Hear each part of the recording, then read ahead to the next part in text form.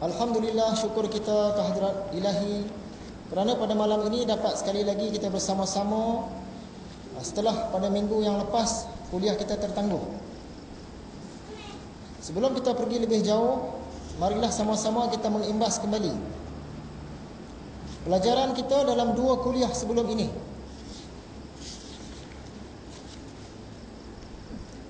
Dalam dua kuliah sebelum ini, kita melihat gambaran syurga menurut hadis. Gambaran syurga mengikut hadis-hadis Nabi. Kemudian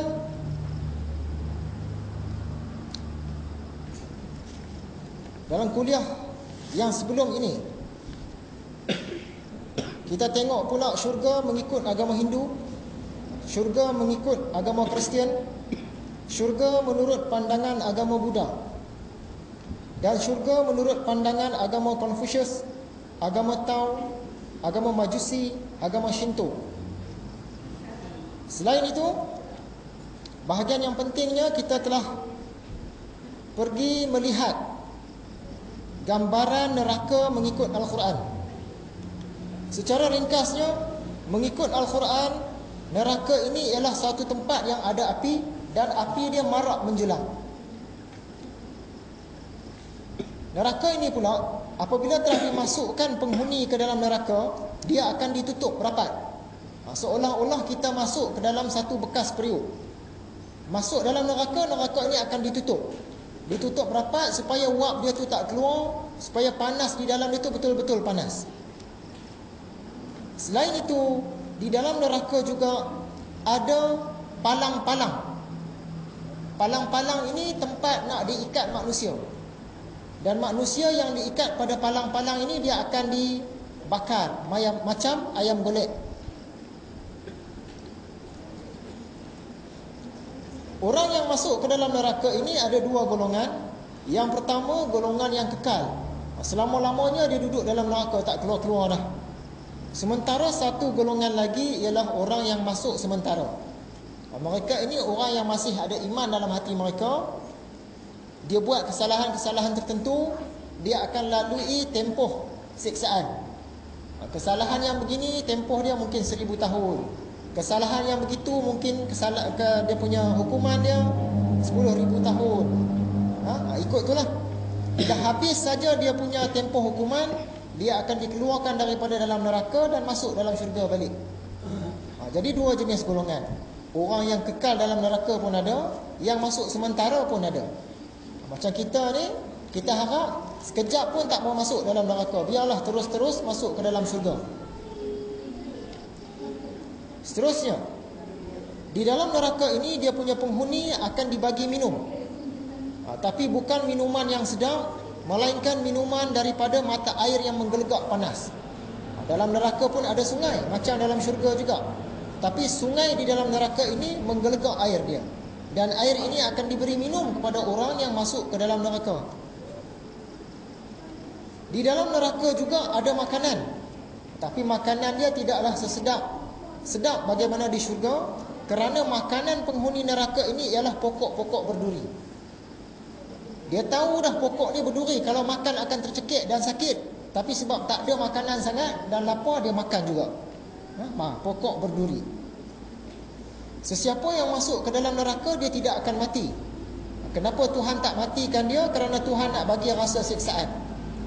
Dibakar, dipukul, dihancurkan macam mana pun, dia tetap hidup.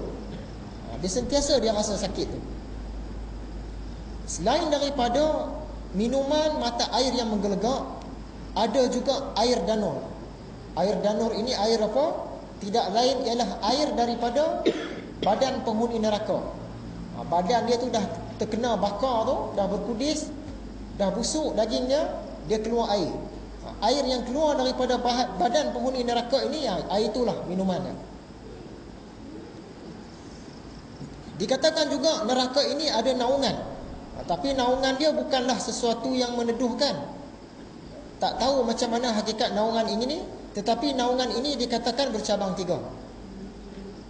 Dalam neraka tu dia ditutup oleh naungan yang bercabang 3, tak tahu apa dia.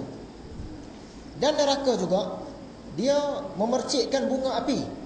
Dia ada bunga api yang terpercik, dan bunga api yang terpercik itu adalah sebesar bangunan. Ini kata Quran.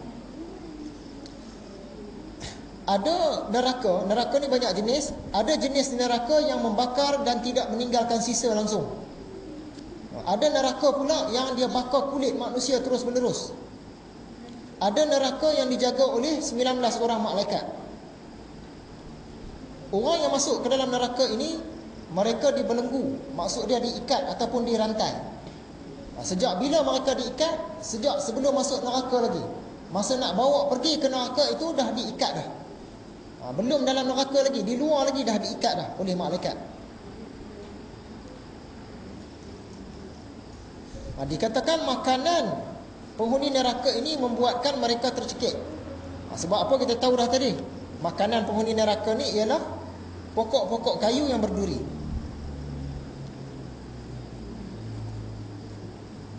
Orang yang diseret ke neraka, diseret dalam keadaan tertiarap. Muka dia ke bawah. Malaikat ikat dan malaikat tarik. Bila sampai ke neraka, ditolak dengan sekasar-kasarnya. Itu kata Quran. Selain itu, di dalam neraka juga ada jin. Bukan manusia saja.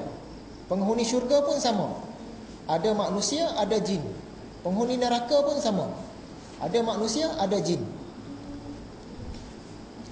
Dan neraka ini dia mengeluarkan suara. Suara neraka ni sangat dahsyat dan sangat kuat. Dalam neraka juga ada dia punya tempat-tempat yang sempit di bawah. Di bawah neraka tu ada jurang-jurang. Dia yang atas tu kawasan yang kurang panas. Tapi kurang panas pun memang sangat panas dah bagi kita.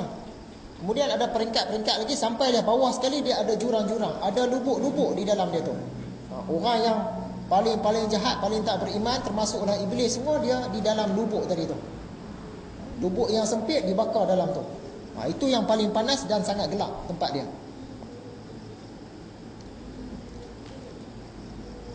Dalam neraka ini ada orang minta minuman dan diberi minuman. Ada orang minta minuman, dahaga sangat dia minta, bagilah air. Diberi minuman, macam mana rupa minuman dia? Iaitu tembaga cair. Minuman yang seperti tembaga cair. Tembaga cair ni macam timah cair. Kalau kita letak di atas tangan kita, dia tembus ke bawah. Macam tu dia punya minuman. Siapa minta minuman, dia bagi minuman yang tu. Jadi ada 3 jenis minuman lah. Yang pertama tadi daripada air yang menggelegak panas. Yang kedua minuman dia ialah daripada air penghuni neraka, air badan penghuni neraka, air danur. Dan yang ketiga air yang sangat panas macam tembaga cair. Neraka ada 7 pintu, dan dia punya bahan-bahan bakar dia ialah manusia dan batu-batu.